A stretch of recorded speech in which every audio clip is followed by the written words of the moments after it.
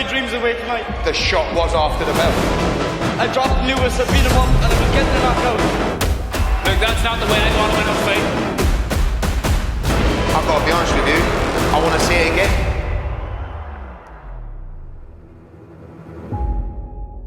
Alright people, this Saturday is not just about Canelo Crawford. It's not just about that, alright? On Saturday night, Sunday morning in the UK is when Canelo Crawford is happening. Saturday night in Belfast, we've actually, I was going to say we've got quite the fight, but we actually have quite the card. It's a pretty good card. We have Paddy Donovan. I'm just looking at it here. It's actually got bigger since the last time I seen it. It's going to be quite a good undercard. And Paddy Donovan, Lewis Crocker 2 it's a tantalising rematch given how the first fight went. Now, the first fight was fairly dominant for Paddy Donovan. I was going to say up until the 8th round, but really it was just dominant the whole way through until Paddy Donovan made a catastrophic mistake. Although I will say, right, in fair, and actually, do you know what we're going to do? We're going to have a quick look at round number 8 on screen now in 2 secs. I'm going to watch it with you guys because I think it's important that we remind ourselves exactly what happened in the dying seconds, literally in the last 20 odd seconds of that fight. So have a quick look there on screen, right? Paddy Donovan was dominating this fight, drops Lewis Crocker there. And people, this was a one-sided beatdown. Look at the eye on Lewis Crocker. It's gone, like it's closed. There's no way the corner would have let him continue after this round. No way. They would have pulled him. They absolutely would have pulled him. But Paddy Donovan is a finisher. And Lewis Crocker is a warrior. Look at him thrown back there. It's incredible. Paddy Donovan looking to finish. Now, referee makes a calamity at this point. He's walking away. And that punch landed after the bell. You can't see it on screen and I have the sound muted, but the punch does land after the bell. And normally if the fighter can't continue, and I assume Lewis Crocker obviously couldn't continue with the eye, Paddy Donovan had warnings. He had point deductions for not fouls like that in this fight, but he had warnings. And at this stage, the referee just waves it off, and that is the end of it. Paddy Donovan knows pretty much immediately, like he's raising his hands aloft, but he knows pretty much immediately that, okay, we've lost. And there's some confusion even in the team, but yeah, there it is. It sets in there, and he is not a happy camper at all. Not a happy boy. And that is that. Now, referee did make a calamity there, because if you have a fighter that's hurt, and he's clearly hurt, Lewis Crocker, you should be keeping a close eye, you should be keeping a look at him, and he didn't. And albeit it's near the end of the round, you see referees, right, when it's near the end of the round and a fighter is looking to finish, right, they jump in, not necessarily to jump in and stop it, but they jump in because they know the round is ending, and they know that they don't want a punch landed after the bell that shouldn't be landed. So the position of the referee there, you have to say, was not great. I think it's Marcus McDonald who was refereeing, was not great. But at the end of the day, you can't really have any, you know, you have to look at it and say, right, Paddy Donovan did commit a blatant foul. It was blatant. Let's be frank. I know you're in the moment, and I get it, and I've never been in that position where you're on the verge of winning a fight. This obviously didn't have a world title on the line in this fight, but you're on the verge of winning, and you can see it, you can sense it, you're going for blood. I would imagine that the kind of world outside you, all the fans screaming everything, I would imagine that kind of becomes a blur at that exact moment. Not to excuse Paddy Donovan, but I can kind of see where he was kind of coming from in that situation. But he takes the loss. Lewis Crocker keeps his O. He's a get out of jail free card. And now we have this fight in Windsor Park. I'm hearing 20-odd thousand, as much as 25,000 are going to be there on Saturday night. Paddy Donovan's from Limerick, Lewis Crocker is from Belfast. It's going to be electric. Like, the atmosphere in Windsor Park will be phenomenal. Like, I mean, it will be phenomenal, the atmosphere. The atmosphere was great last time around in, I forget the name of the actual arena in Belfast that they had it, but it was electric there, and I think it's going to be electric here as well. In terms of the undercard, there's some really good fights on there. I mean, there's Tyrone McKenna versus Dylan Moran. They fought last year in Waterford. I don't think either guy, McKenna might have fought, but I know pretty certain Dylan Moran hasn't fought since then. It was a 2-rounder. If you haven't seen it, it's on Pro Box TV. Go and watch it.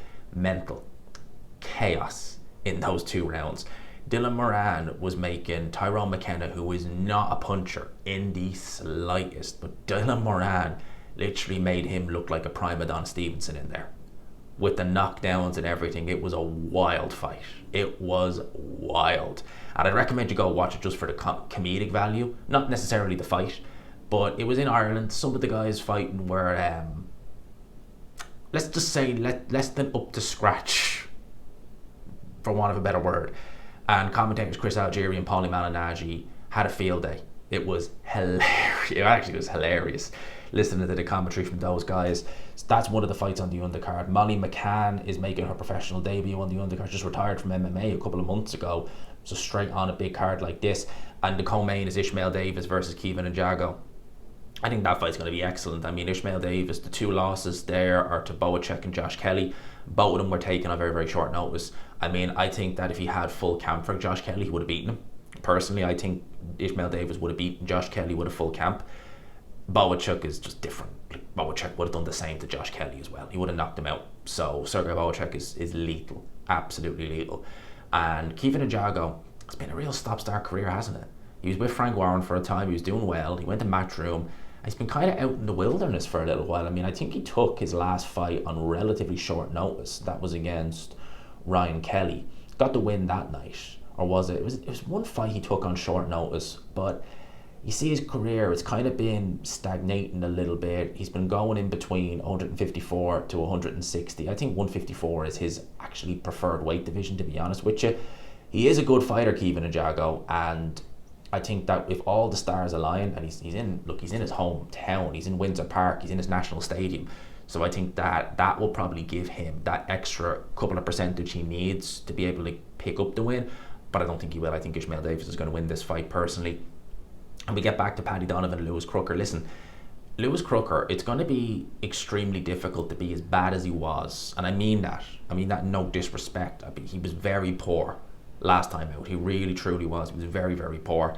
I mean, need I remind you, look there on screen again, you know, very, very poor performance from Lewis Crocker, but he knows where he went wrong and he can adjust to that and he can improve, and I've no doubt that he will. Having said that, Paddy Donovan is fantastic. I've always felt that about him. He turned pro with Top Rank. I remember that very clearly.